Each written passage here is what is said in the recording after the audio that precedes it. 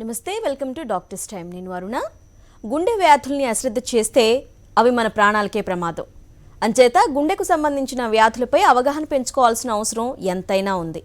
ప్రపంచవ్యాప్తంగా ఇటీవలి కాలంలో గుండెకు సంబంధించిన వ్యాధులు పెరుగుతున్నాయి. అసలు గుండె జబ్బులకు కారణాలేంటి? హార్ట్ ఫెయిల్యూర్ అంటే ఏంటి? ఎలాంటి లక్షణాలుంటే హార్ట్ ఫెయిల్యూర్ అని గుర్తించవచ్చు?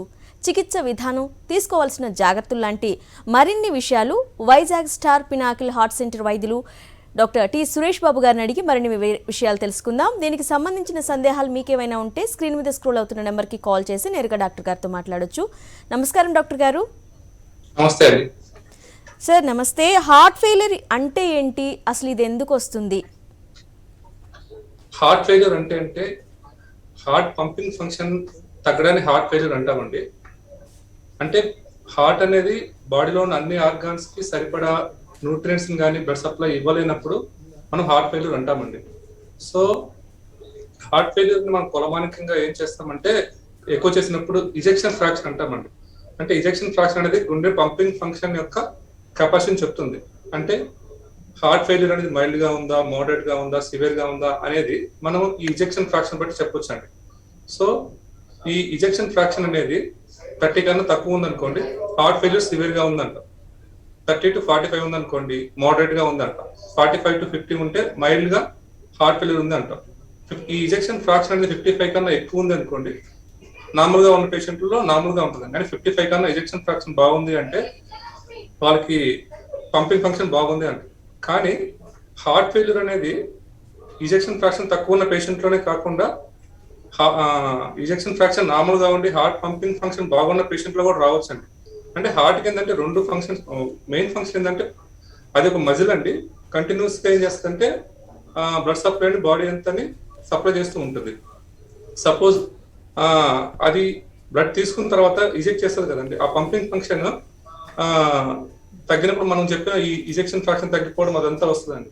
అలా కాకుండా బ్లడ్ రిసీవ్ చేసుకుంటారు కదండి, అంటే ముందు బ్లడ్ రిసీవ్ చేసుకోవాలి. అంటే ఆ రిసీవ్ చేసుకునే దానిలోనే సరిగ్గా హార్ట్ వ్యాకోచిన్ తీసుకోకుండా బ్లడ్ తీసుకోలేకపోతుంది అనుకోండి, అప్పుడు కూడా దాని లోపల ప్రదర్శనకి హార్ట్ ఫెయిల్యూర్ రావచ్చు అండి. దాన్ని ఏమంటామంటే డయాస్టోలిక్ హార్ట్ ఫెయిల్యూర్ అంట.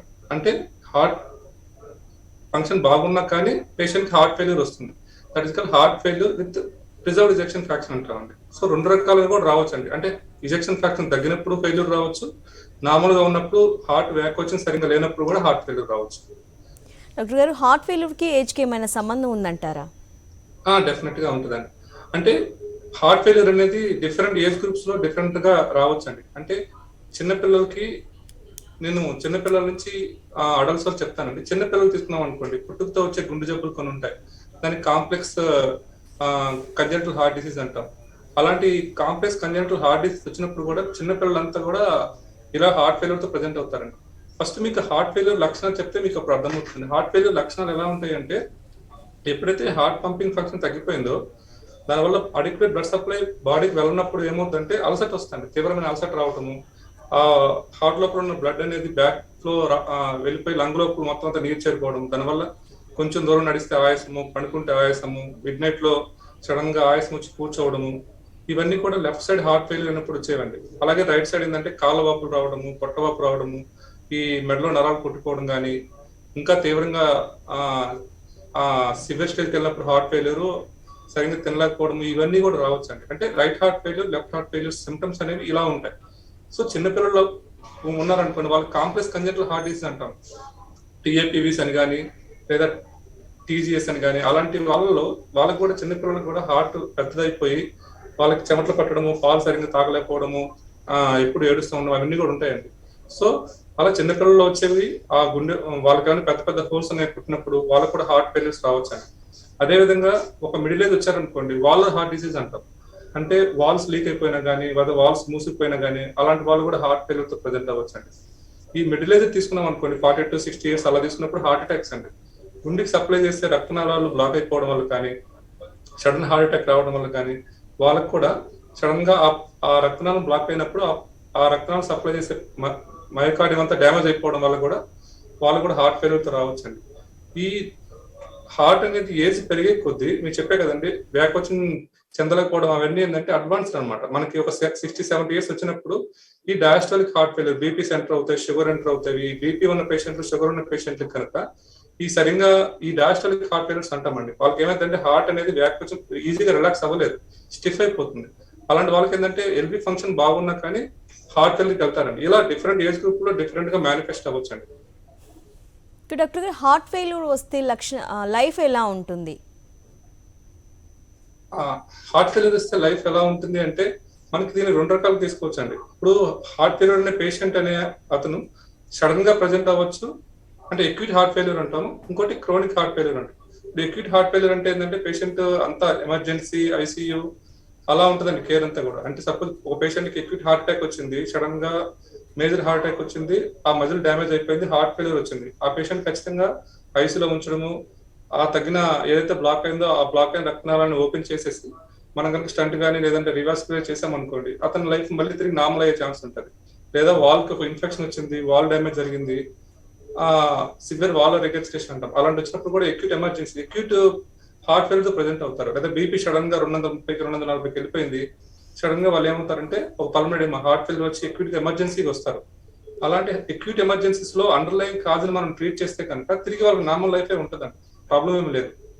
బట్ ఎందుకు ప్రెజెంట్ అయ్యారు, దానికి ఏంటి అండర్లైన్ కాదని దాన్ని ట్రీట్ చేసుకోవడం అనేది ఎక్యూట్ హార్ట్ ఫెయిల్యూర్ లో ఉంటుంది.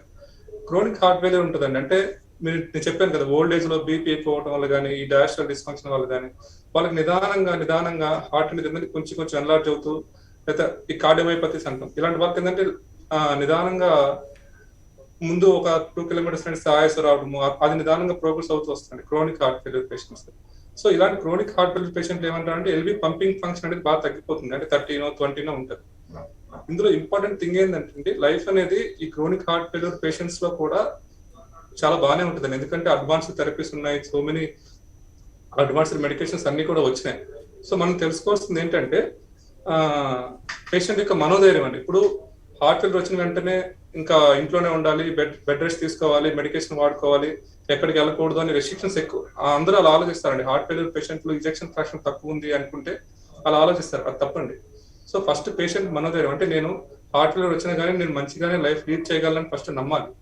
నమ్మిన తర్వాత మనము అడ్వాన్స్డ్ మెడికేషన్ చాలా ఉన్నాయి, ఆ మెడికేషన్స్ మొత్తం అంతా కంటిన్యూ చేసుకొని, డివైస్ థెరపీస్ కానీ ఏవన్నా అన్ని ఉన్నాయండి, ఆ మెడికేషన్ మొత్తం కంటిన్యూ చేసుకుంటే ఇంజెక్షన్ ఫ్రాక్షన్ అనేది ఒకసారి హార్ట్ డైలైట్ అయిపోయిన తర్వాత 30% ఉందంటే అది 55% అయితే వెళ్ళదండి. కానీ మనం ఇచ్చిన మెడికేషన్ వల్ల పేషెంట్ కనుక అన్ని లైఫ్ స్టైల్ మోడిఫికేషన్స్, మెడికేషన్స్, మనోధైర్యం ఇవన్నీ ఉంటే కనుక తను 55% ఈఎఫ్ ఉన్న పేషెంట్ ఎలా లైఫ్ ని సస్టైన్ చేయగలుగుతాడో అలా ఇతను కూడా బాడీని అడాప్ట్ చేసుకోవచ్చు అండి. మెయిన్ ఇంపార్టెంట్ థింగ్ ఏంటంటే ఎక్సర్సైజ్ అండి. అంటే ఏంటంటే హార్ట్ ఫెయిల్యూర్ ఉన్న పేషెంట్ ఎక్సర్సైజ్ చేయకూడదు అనేది ఒక మిస్నోమర్ ఇంకా ఉందండి, అది ఇంకా అందరూ అలా మిస్బిలీఫ్ చేస్తుంటారు. కానీ హార్ట్ ఫెయిల్యూర్ ఉన్న పేషెంట్లు నైహా క్లాస్ 2 to 3 ఉన్న వాళ్ళందరూ కూడా నిదానంగా వాళ్ళ బాడీని వాళ్ళు అడాప్ట్ చేసుకోవచ్చు అండి. సో హార్ట్ ఫెయిల్యూర్ లో అన్లెస్ అడ్వాన్స్డ్ హార్ట్ ఫెయిల్యూర్ ఉండి మరీ సివియర్ గా లేకుండా ఉండి అలాంటి పేషెంట్ 10%, 20% ఉంటారండి. రిమైనింగ్ 80% హార్ట్ ఫెయిల్యూర్ పేషెంట్లు అందరూ కూడా అకార్డింగ్ టు ప్రోటోకాల్ మొత్తం అంతా ట్రీట్మెంట్ ఫాలో అయ్యి ఎక్సర్సైజ్, రీహాబిలిటేషన్ ఇవన్నీ చేసుకుంటే కనుక లైఫ్ చాలా బాగుంటుందండి. డాక్టర్ గారు, మరి అదేవిధంగా హార్ట్ ఫెయిల్యూర్ వస్తే ఇక లైఫ్ ఎండే అయిపోయినట్లు అంటూ ఉంటారు, చాలా మంది భయపడిపోతూ ఉంటారు. సో దానికి మీరేం చెప్తారు? లేదండి, 100% అది చెప్తున్నా అండి, అదంతా రాంగ్ అండి. ఎందుకంటే హార్ట్ ఫెయిల్యూర్ వస్తే కూడా మనం రివర్సిబుల్ కార్డియోమైపతీస్ అంటామండి. ఇంకో ఎగ్జాంపుల్ చెప్తాను. యాక్చువల్లీ కాకినాడలో ఉన్న ఒక పేషెంట్ ఉన్నాడండి, అతనికి ఏంటంటే మయోకార్డైటిస్ అంటాం. అంటే వైరల్ ఇన్ఫెక్షన్ అనమాట. హార్ట్ మజిల్ కి వైరల్ ఇన్ఫెక్షన్ రావడం వల్ల హార్ట్ పంపింగ్ ఫంక్షన్ తగ్గిపోయింది సివియర్ గా. ఎక్యూట్ హార్ట్ ఫెయిల్యూర్ వచ్చి ఐసీలో అడ్మిట్ అయ్యారండి. అప్పుడు వాళ్ళకి ఎక్కువ చేసినప్పుడు వాళ్ళు ఏమన్నారంటే పంపింగ్ ఫంక్షన్ 25% మాత్రమే ఉంది, సో సర్వైవ్ అవ్వడం కష్టపడినారు. బట్ ఆయన ఆ ఎక్యూట్ ఎపిసోడ్ నుంచి రికవర్ అయ్యారు. బట్ స్టిల్ 25% ఏఎఫ్ ఉంది. They advise cardiac transplantation, heart transplantation advise చేశారండి. సో పేషెంట్ ఏంటంటే వెరీ యంగ్ పేషెంట్, 25 years. అతను డిప్రెషన్కి వెళ్ళిపోయారు. సో తర్వాత వాళ్ళు నన్ను కలిసారండి. కలిసిన తర్వాత ఏమైందంటే according to standard protocol life style modification, medications అవన్నీ పెట్టిన తర్వాత ఆల్మోస్ట్ 1 year అవుతుందండి. ఇప్పుడు ఆ పేషెంట్ ఓన్లీ మెడికేషన్ మీదే now initially is unable to walk అండి. కొంచెం దూరం నడిచిన ఆయాసం వచ్చి అతను ఇప్పుడు రోజుకి 5 kilometers వాక్ చేయగలుగుతున్నారు. అలాగే అతను ఈఎఫ్ అనేది ఇప్పుడు ఆ 25% నుంచి 50% వెళ్ళిపోలేదండి. బట్ ఈఎఫ్ అనేది నియర్లీ ఈ మెడికేషన్ వల్ల కావచ్చు, అన్ని వల్ల కావచ్చు 25%, 30% ఈఎఫ్ వెళ్ళింది. But is able to do every activity. నేను అదే చెప్తున్నాను అండి, పేషెంట్ మన కౌన్సిలింగ్ కానీ మనోధైర్యం అవన్నీ ఇవ్వాలి, మెడికేషన్ ఇవ్వాలి. అవి ఇస్తే కనుక ఈఎఫ్ తక్కువ ఉన్నా కానీ they will sustain a very good life అండి. ఈ రోజుల్లో చాలా మంది ఆరోగ్యం పట్ల చాలా జాగ్రత్తలు తీసుకుంటున్నారు. సో ముందు జాగ్రత్తగా హార్ట్ ఫెయిల్యూర్కి సంబంధించి ఎటువంటి పరీక్షలు చేయించుకుంటే మంచిదంటారు? హార్ట్ ఫెయిల్ యాక్చువల్గా ముందు జాగ్రత్తగా అంటే సపోజ్ ఒక పేషెంట్కి మెయిన్ ఏంటంటే క్లినికల్ ఎగ్జామినేషన్ అండి. హార్ట్ ఫెయిల్యూర్ అనేది ఏంటంటే మనకి ఫస్ట్ సిమ్టమ్స్ బట్టి మనం డయాగ్నోస్ చేయాలి.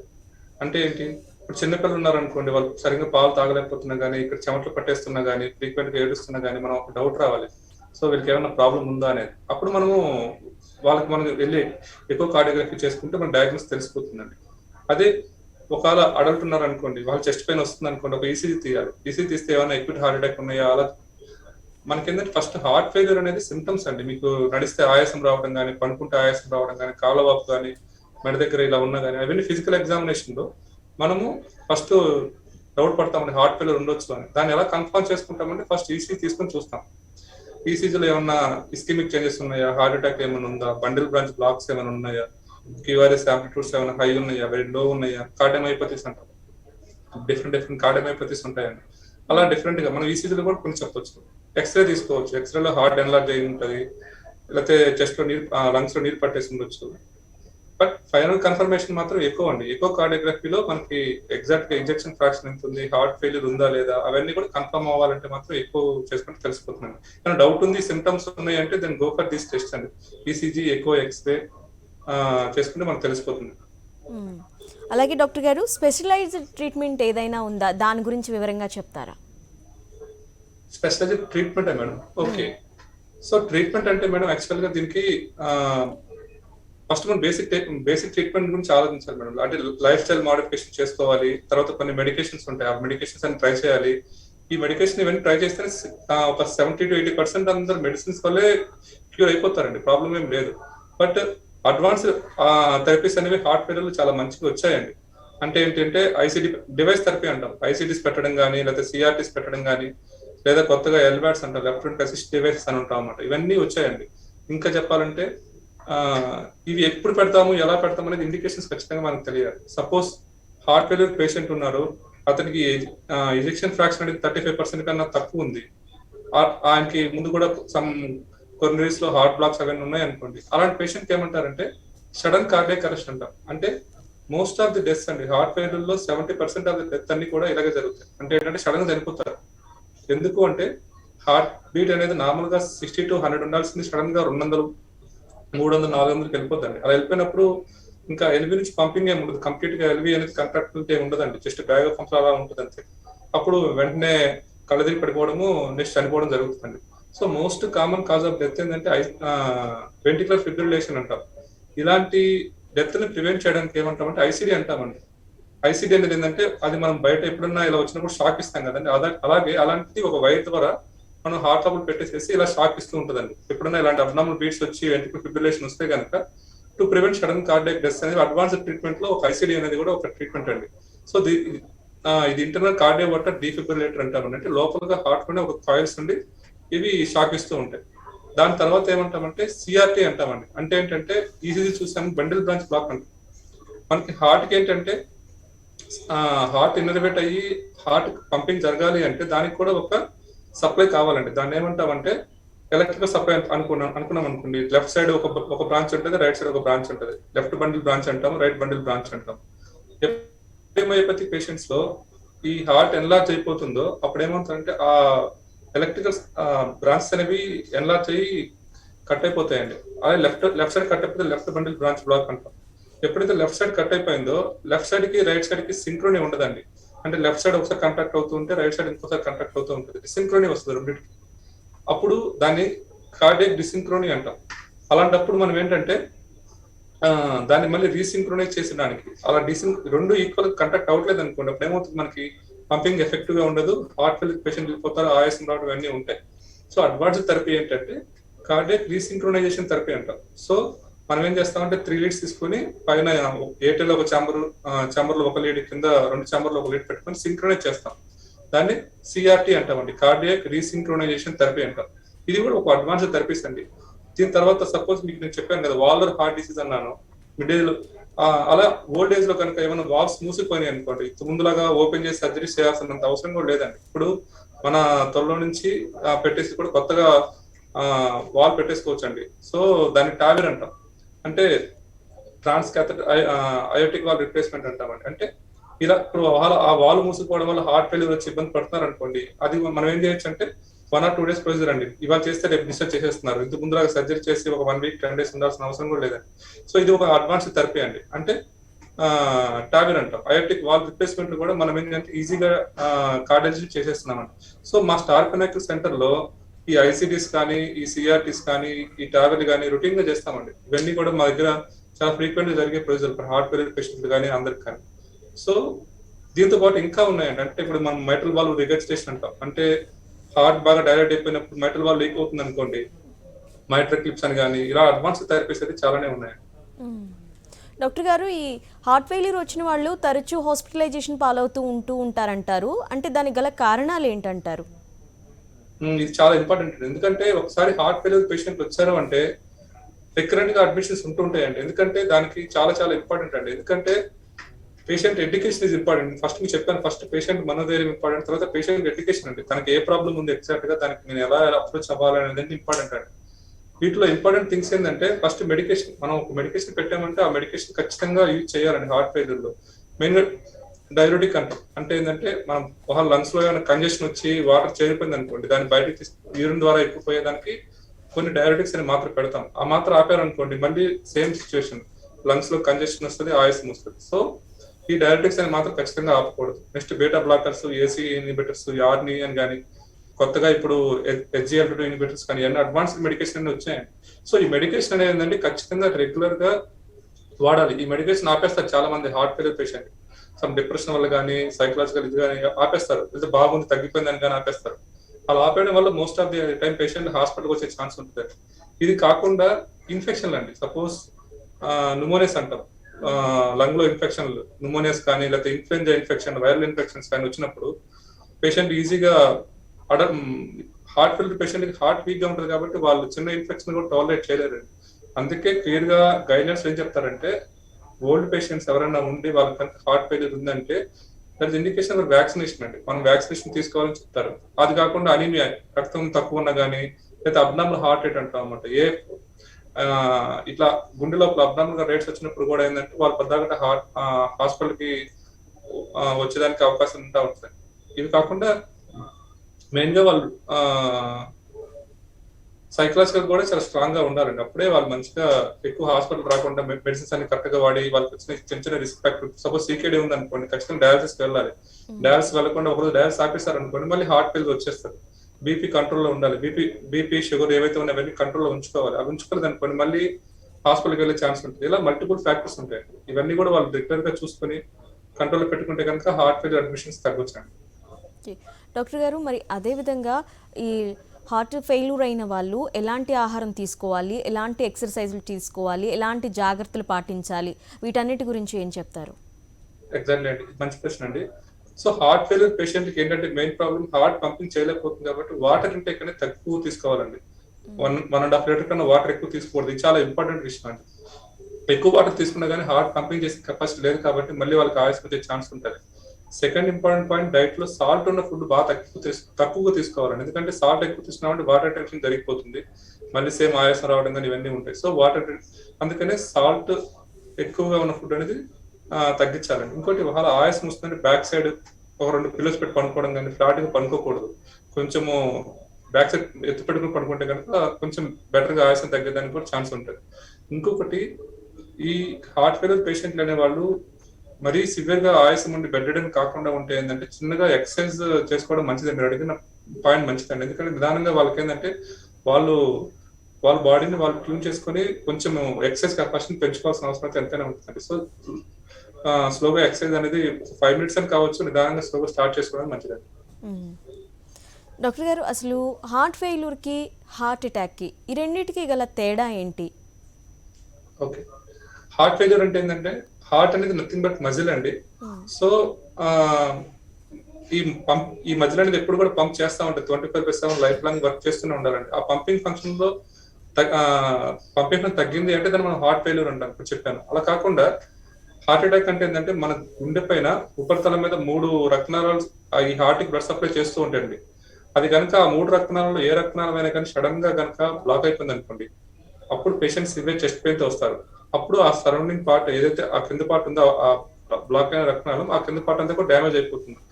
సో హార్ట్ అటాక్ అంటే నథింగ్ బట్ ఏంటంటే ఆ 3 రక్తనాళాలు ఏ రక్తనాళం అయినా కానీ సడన్ గా బ్లడ్ సప్లై అనేది కనుక ఆగిపోయిందంటే దాన్ని మనం హార్ట్ అటాక్ అంటాం. దానికి ఖచ్చితంగా మనం ఆ బ్లాక్ అయిన హార్ట్ ఓపెన్ చేసుకొని యాంజియోగ్రామ్ చేసుకొని చూసుకొని స్టంట్ కానీ లేకపోతే సిఏబిజీ కానీ చేసుకోవడం అనేది ఇంపార్టెంట్ అండి.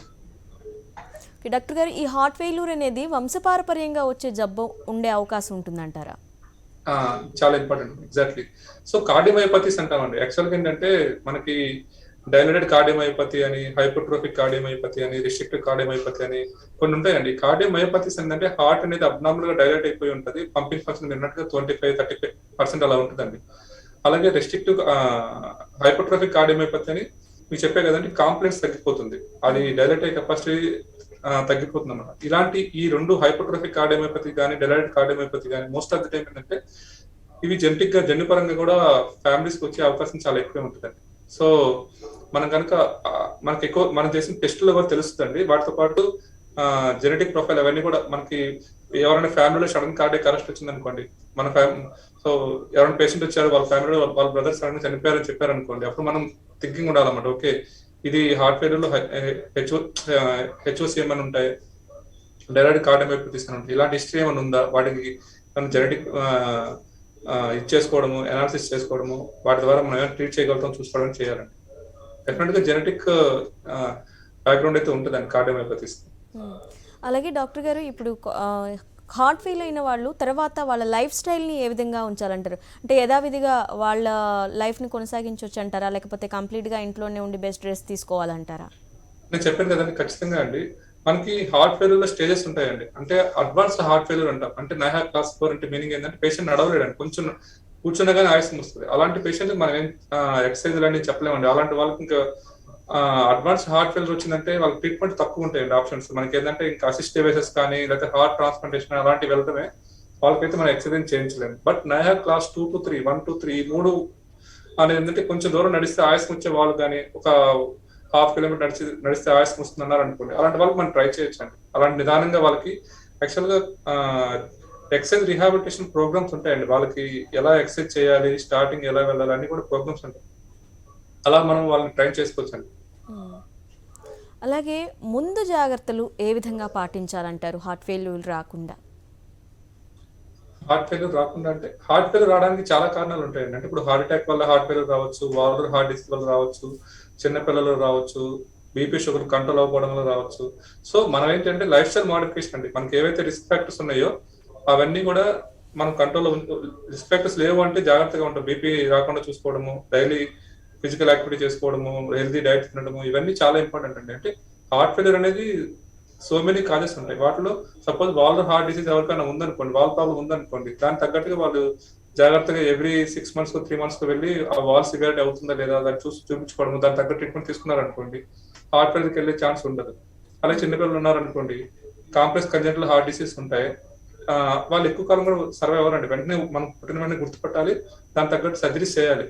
మా స్టార్ పినకల్ హాస్పిటల్లో వన్ అండ్ ఓన్లీ హాస్పిటల్ అంటే పీడియాట్రిక్ సర్జరీస్ చాలా ఎక్సలెంట్ చేస్తారు. అంటే ఈవెన్ టీఏపీవీసీ కానీ టీజీఏ కానీ పుట్టిన వెంటనే పేషెంట్ చిన్నపిల్లలకు ఆయాసం వస్తుంది అంటే మనం ఆలోచించి వెంటనే ఎక్కువ చేసుకుని ఏమైనా కాంప్లెక్స్ కంజెంటల్ హార్ట్ డిసీజ్ ఉన్నాయి అంటే కనుక వాటి సర్జరీస్ చేసుకోవడం మంచిదండి. ఓకే డాక్టర్ గారు, హార్ట్ ఫెయిల్యూర్కి సంబంధించి చాలా చక్కని పరిష్కార మార్గాలు చూపించినందుకు ధన్యవాదాలండి. ఇది వాళ్ళ డాక్టర్స్ టైం.